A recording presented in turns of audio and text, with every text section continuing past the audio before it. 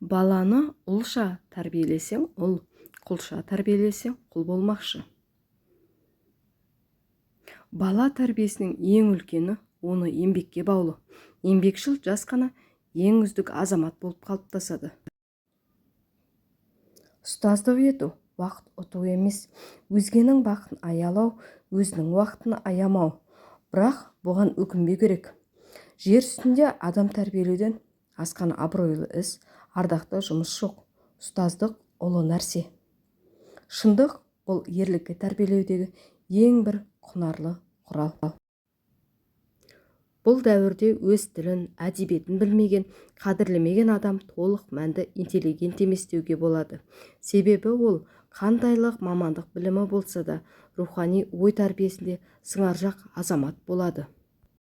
Сіз ұлыңызды немесе қызыңызды тек қана өзіңіздің ата-аналық қуанышыңыз үшін ғана дүниеге әкеліп, тәрбиелеп жатқан жоқсыз. Сіздің отбасыңызда және сіздің басшылығыңызда болашақ азамат, болашақ қайраткер және болашақ күрескер өседі.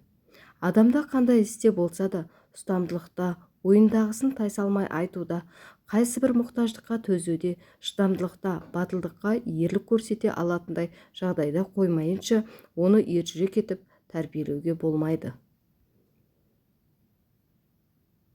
Өзін тәрбиелей білмеген өзгеге өнеге көрсете алмайды. Біздің балалар біздің қарттығымыз. Жаман тәрбие болашақтағы қайғымыз. Бұл біздің көз жасымыз.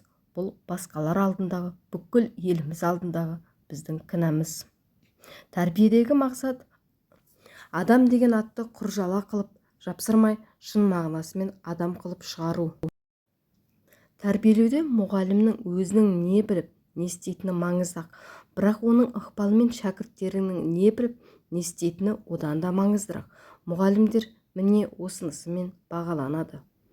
Бір түп раушан өсіріп, алғашқы гүлдің қуанышына бөленудің, гүлді адамға беріп, сол сәттен толғаныстан бастап кешудің, жаңа адамды тәрбиелеудегі маңызы егістік жерді жыртумен, ыстық өсірумен, ащы термен алақандағы күстік және еңбек рахатын танумен бірдей.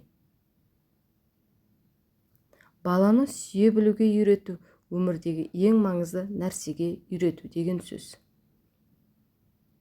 Адам мінезінің, ақыл қайратының әртүрлі болуы тәрбиенің түрлі болуынан. Адам баласының ұрлық істеу, өтірік айту, кісі тонау, өлтіру сықылды бұзақылықтарын жасауы тәрбиенің жетіспегендігінен.